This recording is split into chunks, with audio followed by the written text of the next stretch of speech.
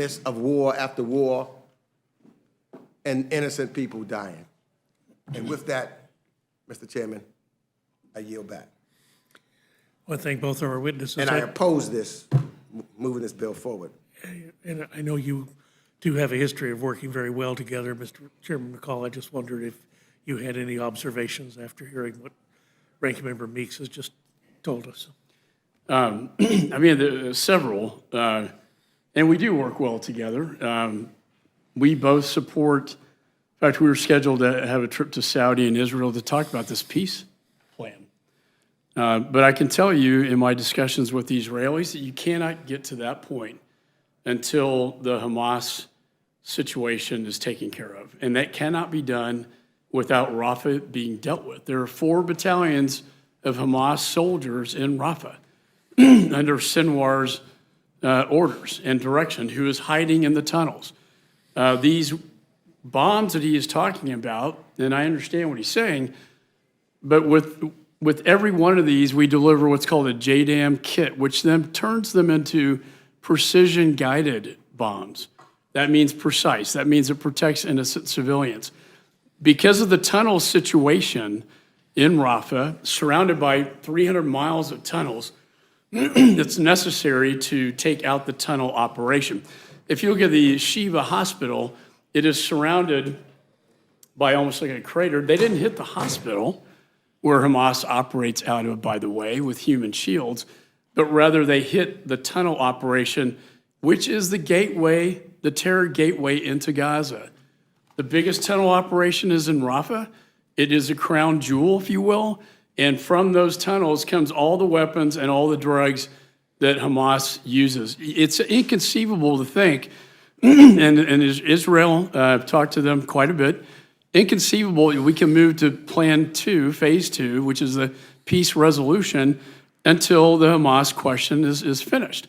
And it cannot be dealt with until Rafah is dealt with. The president's comments are very clear. I'm sympathetic to the humanitarian cause, and I've talked to the Israelis about this.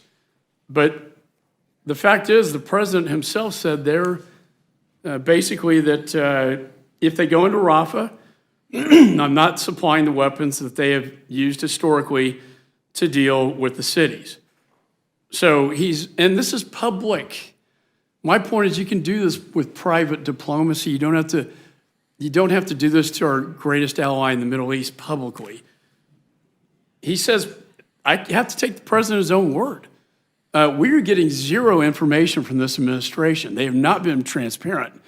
We have to listen to him on CNN when he says if they go into Rafah, we're going to cut off the weapons. We're going to have an embargo. It's a shot across the bow, and I think it impacts our adversaries as well as our allies who may not trust us, moving forward in the future. But Mr. Chairman, this is a really key point here. These weapons were signed off on many years ago by Mr. Meeks and myself. The 4 corners being chairman, ranking member in House and Senate, we sign off on all foreign military sales.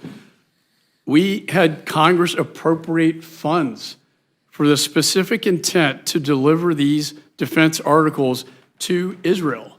What the president has done is defied the intent of Congress under our Article 1 authorities, using his Article 2 to circumvent what Congress has done when we passed. Most of this happened before the supplemental, but Mr. Chairman, as we look at this bill, it talks about FY24 and FY25.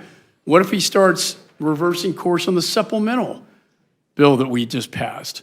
The clear intent of Congress and the 4 corners approving was so these defense articles would be provided to Israel. Now, whether they use them and how they use them, I think that can be negotiated with the administration. But to have an outright embargo sends a really bad message to Israel, but beyond that, creates a dangerous situation where our allies may not trust us. As Saudi is looking at buying weapons from us for a security agreement, what are they supposed to think? Can they trust us? And what are our adversaries, more importantly, going to think? What if Iran cut off its weapons shipments to Hezbollah or to the Houthi rebels? what kind of message would that send to us? Weakness. Yet, I would say Yahya Sinwar had a victory without a shot fired. And truly disturbing. You're right about the administration not being transparent. You wouldn't have known about it except for a news story, and then Secretary Austin was confronted in a Senate hearing and had to admit that this is in fact what was going on. And one of the things that bothers me over and over again about this administration is they always signal what they're not going to do. I mean, you want your enemy to be guessing about your power and what your capabilities are. You don't want to open negotiations by saying, oh, well, we'll never do this. Fortunately, if you do that, you're never getting the hostages back, and that ultimately should be our goal. And it takes their deterrence away as well. It makes them look weak with Hamas. It makes them look weak to the surrounding region, if you will, in the Middle East, which is a very dangerous neighborhood.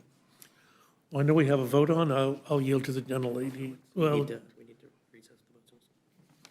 the vote's almost done, so the committee will stand in recess, subject to the call of the chair. Back at the start of the second vote. And committee will reconvene at the start of the second.